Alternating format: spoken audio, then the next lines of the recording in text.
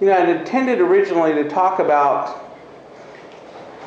the communion of saints and the church's teachings about what is the communion of saints. And so I was getting ready this morning. I felt moved to talk more about our relationship with the saints. So I'm going to touch very quickly on what the church teaches about what is the communion of saints. And I'm going to provide you the rest of it via the blog. One more reason for you to go to it. And I really got the affirmation when listening to Mark speak about, because part of the conversion is living the life of a saint. Lyndon likes to say saint with a little s, and he's right. During our walk here on earth, we are to be saints in our everyday, ordinary lives with the people that we encounter. Because the end goal is what? Get to heaven. And guess what? Everybody in heaven has an ST in front of their name. They're all saints. No one in heaven. Why is that funny? Sorry, I need to break it. But that's where we want to be. And if that's not where you want to be, then why are you here? And in that respect, this goes back to one of the initial purposes that Chuck and I felt compelled to start this. And that is that we are called first and foremost to be the spiritual leaders in our families.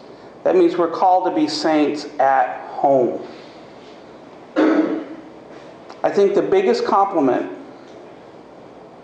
that you can receive from your wife or your children is that they view you as a saint. They see you as a holy and righteous man. That's how Joseph is called in the gospel. He was a righteous man. How humbling and how moving that is. And we know that we fall short of that more times than we hit the mark. But part of that conversion is getting up, getting right, and asking forgiveness. I think one of the hardest things to do, and one of the biggest lessons I've learned from the saints, is that they ask for forgiveness from God and from their fellow man. There's this running theme of humility, of putting ourselves second or even third. And the most difficult place to do that is at home. And we have to be saints there. Our job is to get our families to heaven. Period.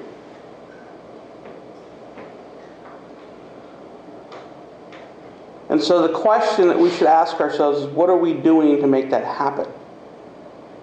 And I'm probably preaching to the choir because you're here, and I see y'all regularly at Mass. But what do we do beyond that? Okay, so beyond the family, what's our responsibility as being saints? And I think that we get our example from the saints. And so what I really want to talk about is, what is the relationship that you have with the church militant, which is what the church calls those that have already made it. Did I say militant or triumphant? The church triumphant, the ones who have already made it. And what's your relationship with the church militant, those that are fighting the fight right now, whether it be guys in here or people that you encounter in your daily lives?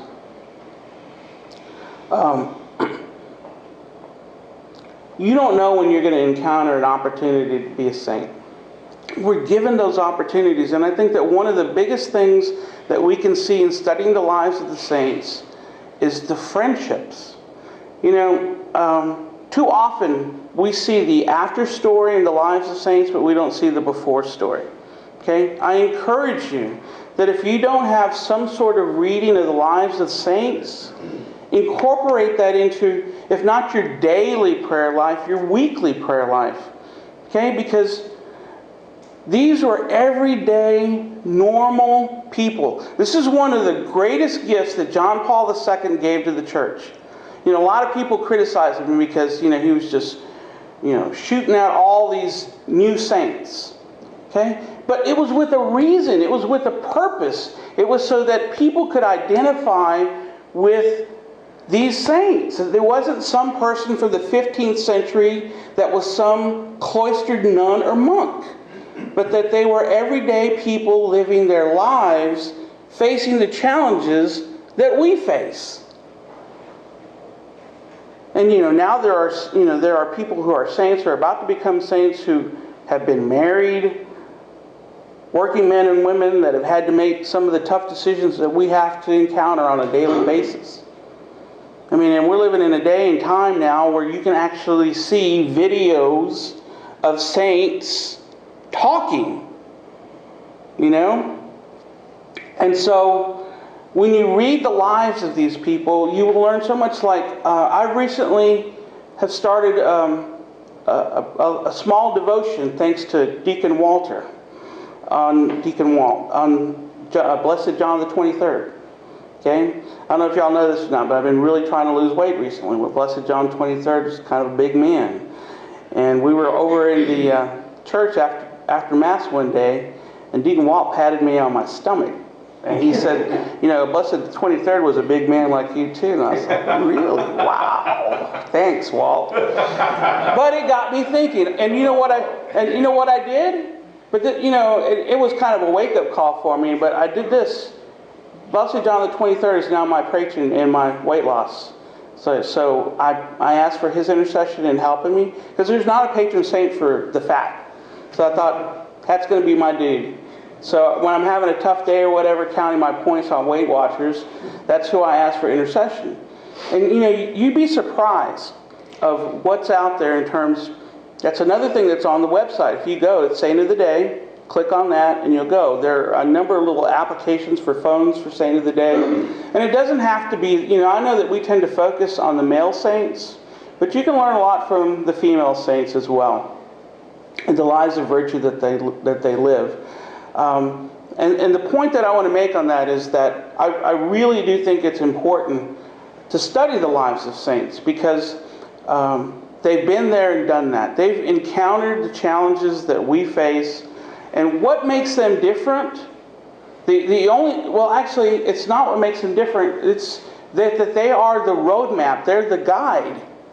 Because the thing about sinners isn't that they were sinless. The thing about saints is not that they were sinless, but that they sinned and got back up and fought the fight and finished the race.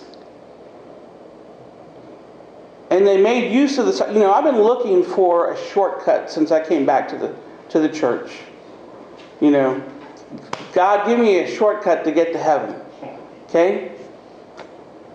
We all know there aren't any shortcuts, but the closest thing I've been able to find is this commonality among the saints, and that's a devotion to Mary and a use of the sacraments, in particular frequent communion and attendance at Mass and frequent confession. And if you start off with those three things right there, you're off to a pretty good start. And then the final thing that I've learned, and this is really going to be driven home tomorrow with the gospel reading, is when Christ was asked, what's the greatest commandment? He said, love God and love your neighbor as yourself. If you get that down, everything else is covered, right? What is not covered by those two commandments? Pretty hefty, yes, but that's what we should be striving for. And we don't need to beat ourselves up, because Satan, he's a lot, I've often referred to Satan as kind of like the bookie that wins when there's a push, or the house at Vegas. Do y'all know what I mean when I say that? Those of you that don't gamble or have ever gambled, means he gets the tie. Tie goes to Satan on those types. And what I mean by that is that he doesn't need to have you worship him. He just needs you to be indifferent. He wins on that. And that's how he's winning society right now, by people being indifferent. Because why is it that we live in a society where Hank Williams Jr. gets fired for making a statement about our president that wasn't even a direct statement, but somebody like Susan Sarandon can get away with calling our Pope a Nazi, and nobody criticizes her for it? Susan Sarandon? Sarandon? Yeah. Yeah, they actually got chuckles out of that. Yeah.